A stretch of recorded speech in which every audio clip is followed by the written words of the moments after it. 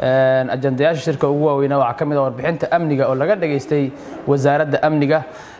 halkaas ay ku soo bandhigtay weerarkii ugu dambeeyay ee argagixisada ay ku qaadeen Israa'iil oo soo bandhigay taliyaha booliska golaha wasiiradu wuxuu si aad u bogaadiyay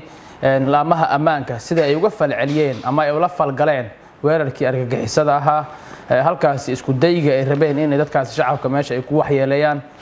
golaha wasiiradu wuxuu aad u bogaadiyay sida shacabka Soomaaliyeed ay ugu soo badbaadiyeen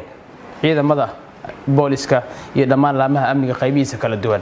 sidoo kale ajandihii ugu weynaa waxa kamid ah golaha wasiirada wuxuu aad u bogaadiyay geedi socodka dib u yagleelida ama dib u dhiska maamulka Galmudug golaha wasiirada waxa ay bogaadiyeen dadaalkii iyo heshiiskii lala gaaray Ahlus Sunnah wal Jamaaca ay soo afmeereysay caqabadii hortaagnaa maamulkaasi dib u dhiskiisa sidoo kale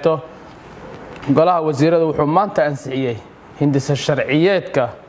difaaca qaranka Soomaaliyeed sidoo kale wuxuu ansixiyay siyaasadda shaqo abuurka qaranka sidoo kale golaha wasiiradu waxay ansixiyeen xeerka hay'adaha aan dawliga ahayn sidoo kale waxa la ansixiyay xeerka cafiska dadka isku soo dhiibo dawladda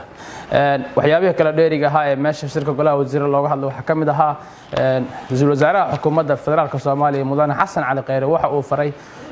guddiga fatahaadaha iyo maareynta masiibooyinka in si degdeg ah ay u gurmadaan fatahaadihii ka dhacay degmada Afgooye iyo sidoo kale degmada Caluula si dhaqsi ah loo gaaro shacabka Soomaaliyeed ee halkaas ay dhibaatada ku haysato